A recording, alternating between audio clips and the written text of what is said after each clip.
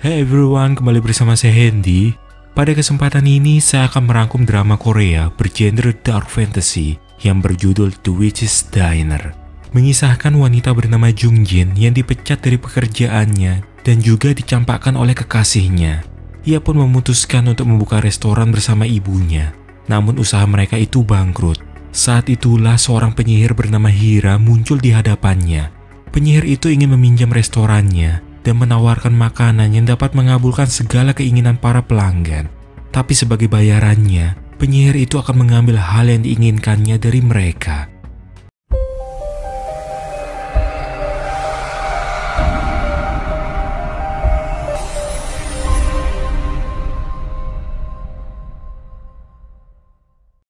Di sisi kota, ada sebuah tempat misterius yang dinamakan The Witch atau restoran penyihir. Restoran ini buka dari matahari terbenam hingga terbit. Uniknya jika melihat kata-kata yang tertulis di pintunya bahwa tempat ini akan mengabulkan segala permintaan. Malam itu, seorang pria bernama Park mengunjungi restoran tersebut. Ia menceritakan bahwa bisnisnya telah bangkrut. Karena cemas soal masa depan anak-anaknya nanti, ia pun nekat menginvestasikan seluruh tabungannya dan juga rumahnya. Semua itu atas ajakan dari temannya. Tapi sialnya, ia malah ditipu dan hampir diusir ke jalan. Itulah alasan mengapa ia mendatangi tempat ini. Keinginannya, jika ia menang lotre, maka ia bisa membelikan anak-anaknya makanan yang mereka inginkan, serta menjadi ayah yang dihormati seperti orang lain. Sang wanita yang ternyata penyihir itu pun memberinya hidangan khas Perancis dengan ramuan hasil dari keinginan orang lain. Jika memakannya, maka keinginan Park untuk menang lotre akan terkabul. Namun ada harga yang harus dibayarnya. Dan penyihir bernama Hira itu menginginkan mata Park sebagai imbalan. Tanpa berpikir panjang, Park langsung menghabiskan seluruh hidangan di hadapannya. Pada acara pengundian lotre, keinginan pria itu benar-benar terwujud. Ia memenangkan lotre dan berniat pergi ke suatu tempat, meninggalkan kedua anaknya dan berjanji akan kembali membawa makanan enak untuk mereka. Ternyata Park berencana balas dendam pada semua orang yang dulu telah mengambil uangnya. Tapi ia melupakan bahwa dirinya sudah membuat perjanjian dengan penyihir kalau sebagai bayarannya ia harus menyerahkan kedua matanya. Hujan yang tiba-tiba turun perlahan mengaburkan pandangan Park dan ia pun kehilangan seluruh penglihatannya. Scene berpindah ke sebuah perusahaan di mana wanita bernama Jung Jin bekerja di sana. Hari itu ia dimarahi oleh atasannya karena datang terlambat. Padahal ia sudah bekerja hingga pukul 4 dini hari. Tapi atasannya menganggap itu hanya alasan belaka. Meski Jung Jin sudah bekerja selama 5 tahun, ia bahkan tidak bisa libur dengan bebas. Seakan-akan ia bekerja seperti budak tiap hari untuk dibayar. Sekeras apapun ia berusaha beradaptasi, ia tidak bisa terbiasa dengan hidup seperti ini. Terlebih lagi istri atasannya juga menganggap Jung Jin telah menggoda suaminya. Sampai-sampai ia turut menerima perlakuan kasar meski tuduhan itu tidaklah benar. Keesokannya, akibat kejadian kemarin, atasannya memecat Jung Jin atas perintah istrinya. Jung Jin sempat tidak terima karena ia mengaco istri atasannya kenapa harus dia yang dipecat. Padahal ia memang tidak melakukan kesalahan apapun. Hari itu sungguh buruk bagi Jung Jin. Bukan hanya kehilangan pekerjaannya, tapi kekasihnya juga tiba-tiba ingin putus dengannya tanpa alasan yang jelas. Semua terasa seperti mimpi, dijalaninya dengan waktu yang lama, namun diakhiri dengan begitu singkat. Di suatu SMA, seorang murid pindahan bernama Gilyong memperkenalkan diri di hadapan teman-teman barunya. Salah seorang siswi bernama Sojung ternyata mengenal Gilyong. Ia sebenarnya adalah pelari sprint berbakat di kompetisi nasional. Namun Gilyong terluka di pertandingan tahun lalu dan akhirnya harus berhenti berlari untuk pemulihan. Selain sebagai pelajar, ia juga kerja paruh waktu di sebuah minimarket. Di sanalah untuk pertama kalinya ia bertemu Jung Jin. Saat itu Jung Jin sedang patah hati setelah putus dari pacarnya. Walau dirinya mengatakan baik-baik saja, hal itu justru membuat Gilyong lebih khawatir padanya. Keesokannya, agar ibunya tidak curiga ia kehilangan pekerjaan, maka Jung Jin mencoba melakukan aktivitas seperti biasanya. Tapi ibunya ternyata mengetahuinya jika melihat kebiasaan putrinya yang pulang larut, kini jadi pulang tepat waktu. Ibunya kemudian memberi nasihat agar Jung Jin jangan terburu-buru memilih pekerjaan baru. Ia tidak ingin putrinya bergabung dengan perusahaan aneh dan menderita lagi. Ibunya pun mengusulkan kalau mereka bisa membuka restoran bersama. Jadi ceritanya, ada pemilik restoran di tempat ibunya bekerja akan berhenti dan meminta ibunya yang mengambil alih. Bukan hanya menyerahkan tempatnya, sang pemilik juga akan menyerahkan chef dan seluruh peralatannya. Tapi untuk mengambil alih ada syarat pinjaman, yaitu dengan menjaminkan uang mereka, tabungan berjangka ibunya, dan tambahan dari uang pesangon Jungjin. Walau sempat ragu, akhirnya Jungjin hanya bisa menuruti saran dan keinginan ibunya. Mereka akhirnya menyetujui kontrak dan restoran itu sudah resmi jadi milik Jungjin. Seperti yang mereka harapkan, pengunjung restoran sungguh ramai dan tempatnya selalu penuh. Tapi tiba-tiba chef mereka minta izin cuti beberapa hari dengan urusan rumah. Sejak saat itu restoran menjadi sepi dan hampir tidak ada pengunjung sama sekali. Setelah diselidiki, ternyata penyebabnya adalah wanita pemilik restoran sebelumnya yang malah membuka restoran baru dengan nama yang sama. Ia bahkan mengajak seluruh karyawannya kembali kerja dengannya. Memang dalam kontrak tidak ada ketentuan yang melarang membuka restoran yang sama. Jadi si wanita pemilik menggunakan uang yang diberikan oleh Jungjin dan ibunya demi membuka restoran yang lebih besar. Sampai-sampai ia tega mengambil chef yang sebelumnya beralasan cuti. Tentu mereka berdua sangat syok mengetahui kenyataan ini karena tidak menyangka telah ditipu dengan begitu mudahnya. Sementara di SMA tempat Gilyong bersekolah, terjadi pembulian yang dialami teman sekelasnya. Siswa bernama Yongjae itu dulunya pernah satu sekolah dengan Gilyong dan akrab dengannya karena sama-sama dalam tim atletik. Jadi malam itu Hyunwoo dan gengnya berniat menyiksa Yongjae. Namun tindakan kekerasan mereka rupanya diketahui oleh Gilyong. Ia tidak bisa membiarkan temannya disiksa dan mencoba menyelamatkannya. Beruntung patroli menemukan mereka dan menghentikan perkelahian itu. Mereka pun dibawa ke kantor polisi dan secara kebetulan di sana juga ada Jungjin yang sedang melaporkan penipuan yang sedang dialaminya. Karena orang tua Hyunwoo dan gengnya adalah orang-orang penting, akhirnya polisi memutuskan melepaskan mereka. Jungjin yang melihat itu langsung protes, sebab jika melihat luka di wajah Gilyong dan temannya, sudah jelas kalau mereka adalah korban. Menurutnya sungguh aneh jika polisi membiarkan penyerang bebas dan malah menahan korban. Tidak ingin memperpanjang masalah, maka Gilyong berusaha meyakinkan kalau ini cuma kesalahpahaman dan mereka akan berbaikan. Tapi Jungjin tahu kalau Gilyong hanya berkorban untuk temannya. Meski telah berkorban untuk orang lain, tidak ada apapun yang didapatnya sebagai balasan. Namun tetap saja Gilyong bersedia membela temannya dan sikapnya itu membuat Jungjin tersentuh. Masalah restoran, Jungjin mencoba menyelesaikannya sendiri. Karena tidak sanggup membayar pengacara, maka ia memutuskan menyewakan restorannya. Malam itu ia kedatangan seseorang yang ternyata si penyihir Hira. Ia tahu kalau restoran itu telah bangkrut dan tujuan kedatangannya agar Jungjin memberikan restoran itu padanya. Sebagai balasannya, ia akan mengabulkan segala permintaannya. Awalnya Jungjin tidak percaya kalau wanita di hadapannya adalah penyihir. Karena itu, seketika Hira langsung menunjukkan sihirnya yang seakan-akan membuat mereka berpindah-pindah tempat. Padahal yang Hira lakukan hanya memanipulasi indera penglihatan Jungjin. Ia akan memasak hidangan ajaib yang mengabulkan permintaan. Sederhananya, jika makan masakannya maka keinginan itu akan terwujud. Ia memberinya kesempatan untuk mengungkapkan semua yang Jungjin pendam selama ini. Merasa tidak ada pilihan lain, maka Jungjin menerima tawaran itu kalau ia ingin balas dendam pada wanita yang telah menipunya. Pada selembar kertas yang dikeluarkan Hira, secara ajaib muncul tulisan kontrak di mana tercantum namanya di sana. Dari dalam tasnya, ia mengeluarkan peralatan dan bahan-bahan memasak, serta beberapa ramuan khusus. Makan steak itu dan keinginannya pasti akan terwujud. Kata-kata membawa kekuatan, begitu pula pikiran. Jadi Jungjin harus mengunyah dengan tujuan saat memikirkan orang yang ingin dia balas. Setelah selesai, tidak ada jalan kembali untuk membatalkannya. Satu santapan saja langsung membuat Jungjin semakin ingin terus menghabiskan hidangan tersebut. Bersamaan dengan itu, banyak tikus yang berkumpul dan menyerang secara bergerombol restoran milik wanita itu. Seketika si wanita penipu terkena kutukan yang langsung merenggut nyawanya. Paginya, ketika terbangun Jungjin merasa kejadian kemarin seperti mimpi. Namun itu semua sungguh terjadi. Jungjin akhirnya sadar setelah melihat wanita yang menipunya itu benar-benar meninggal akibat serangan jantung.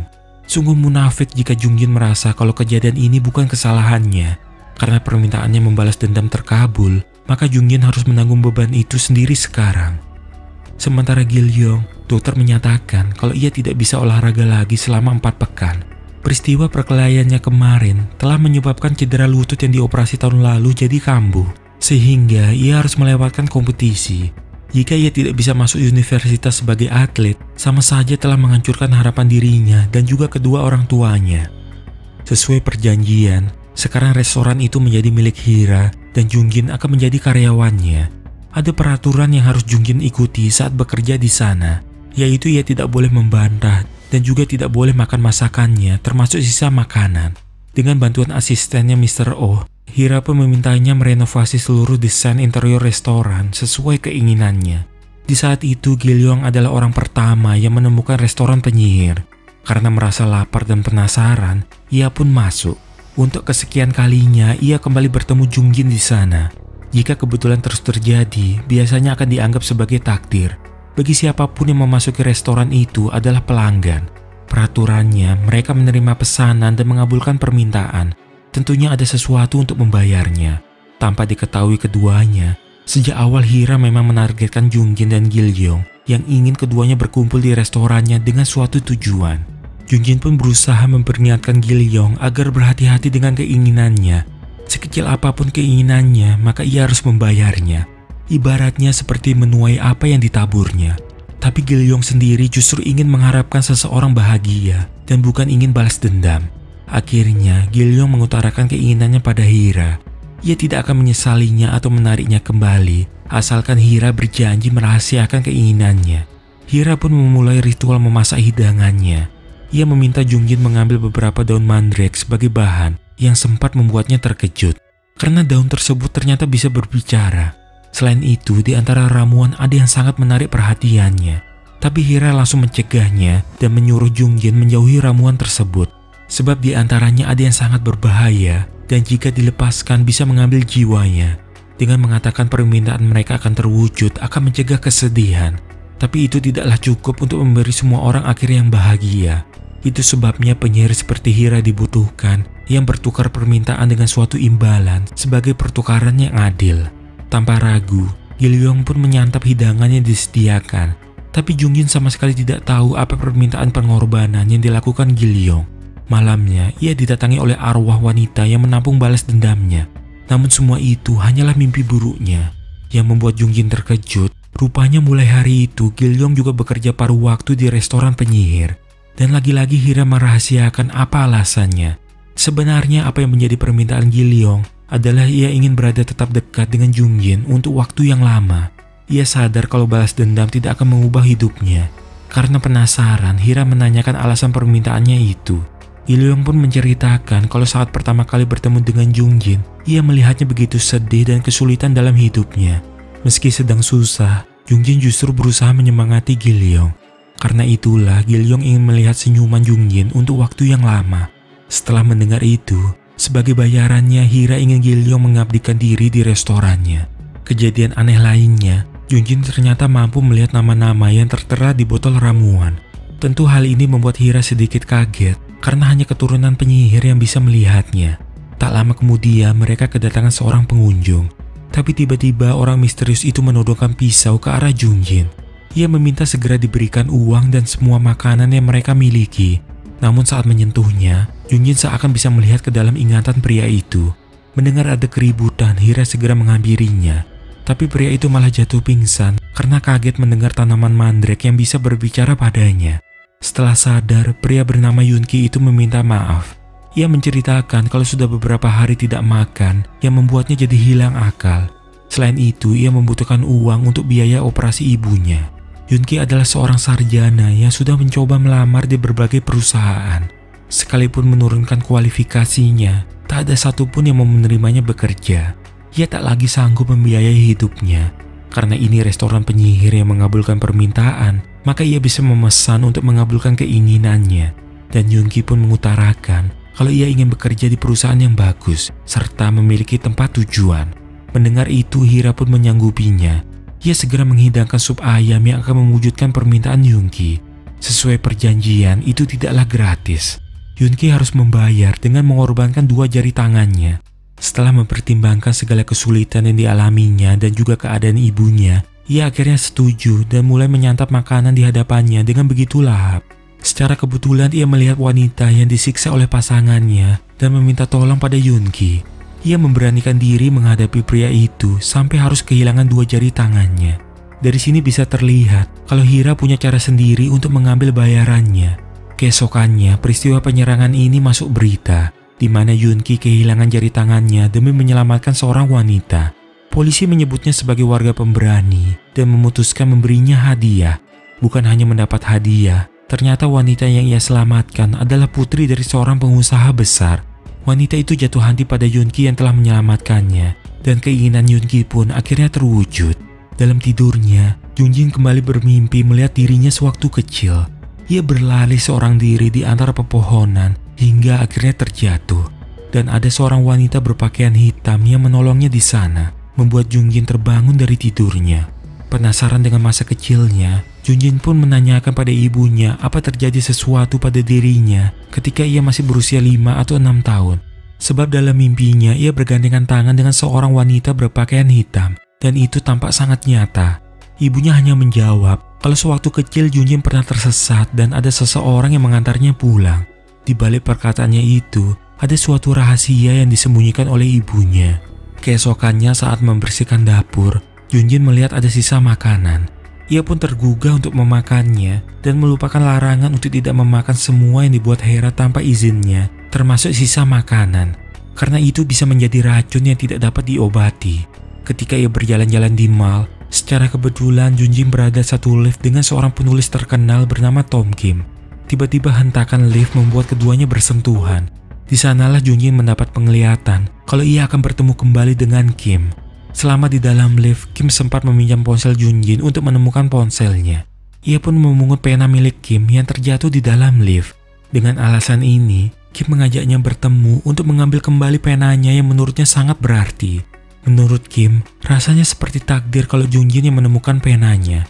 Jika ditakdirkan bertemu, tidak perlu berjanji, karena nantinya mereka pasti akan bertemu. Seringnya mendapat penglihatan masa depan dan mengalami mimpi aneh, membuat Junjin merasa gelisah.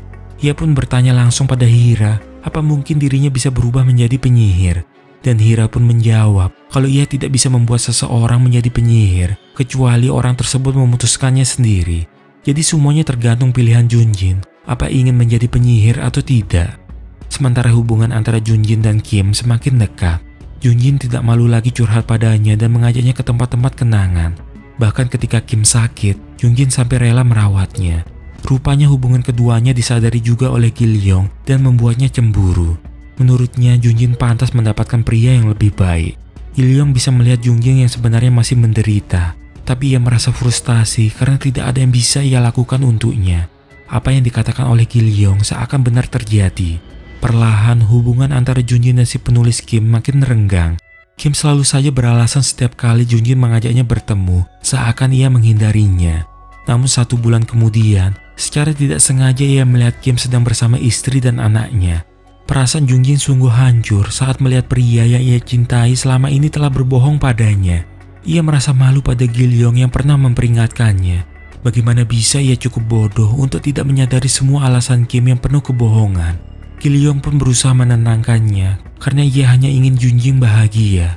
Ada yang bilang manusia termakan kebohongan karena satu alasan sederhana, yaitu kepercayaan bahwa orang lain tidak akan membohonginya. Karena kepercayaan itulah Junjin memperlakukan Kim dengan tulus, dan pada akhirnya ia sendiri yang bersedih. Sementara di rumah sakit, ibunya merawat ayah Junjin yang sedang sakit parah. Ia terkejut saat melihat Hira datang menghampirinya. Rupanya mereka berdua sudah lama saling mengenal, dan tujuan kedatangannya adalah untuk menyampaikan bahwa Junjin telah dikutuk. Mendengar itu, ibunya memohon agar memindahkan kutukan itu pada dirinya. Namun Hira menyatakan bahwa kutukan tersebut tidak dapat dipindahkan apalagi dibatalkan. Sedangkan Junjin, ketika pulang tiba-tiba Kim menerobos masuk ke dalam rumahnya. Jelas Junjin langsung mengusirnya karena tidak ada yang perlu mereka bicarakan lagi. Meski rahasianya sudah ketahuan, Kim tetap berusaha mengelak dan mengatakan kalau bayi yang ia gendong itu anak temannya. Jadi saat itu ia diminta berpura-pura menjadi ayahnya. Karena Junjin tetap tidak percaya dan menyuruhnya keluar, dengan tega Kim bersikap kasar padanya.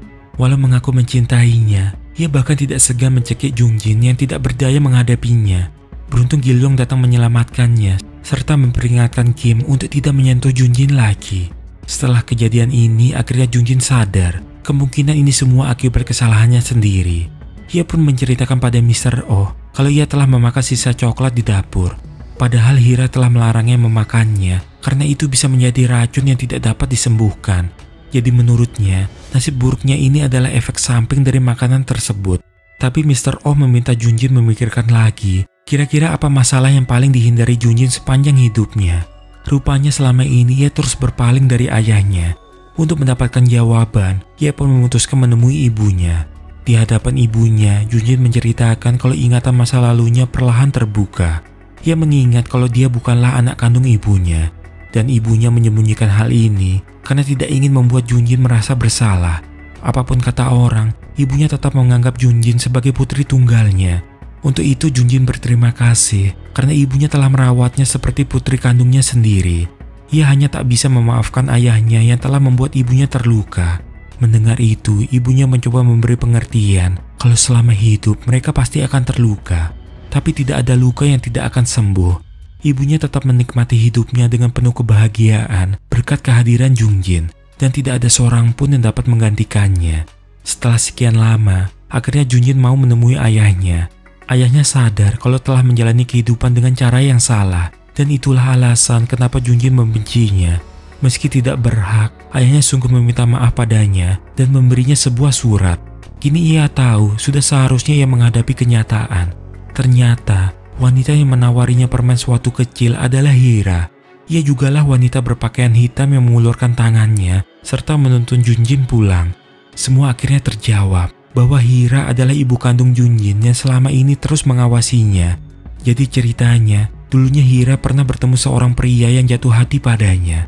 Keduanya pun saling mencintai dan hubungan mereka terlihat sangat bahagia. Sampai-sampai si pria berjanji untuk hidup bersama Hira selamanya. Tapi semua perkataan itu hanya janji manis belaka. Pria itu sebenarnya sudah memiliki seorang istri, dan Hira yang patah hati ingin membalas dendam. Tentunya dengan bantuan ibunya yang seorang penyihir. Ia menginginkan anak pria itu menjadi terluka dan menderita sama sepertinya. Karena setiap keinginan ada harganya, maka Hira pun harus menjadi penyihir.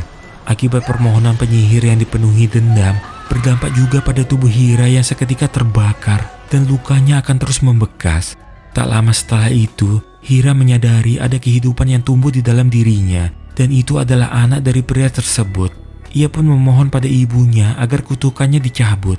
Tapi semua itu sia-sia, karena begitu keinginan dibuat, maka tidak ada yang dapat menariknya kembali. Ibunya memberi nasihat supaya Hira memberikan anak itu pada orang lain. Sebab jika tetap bersamanya, anak itu semakin tidak bahagia.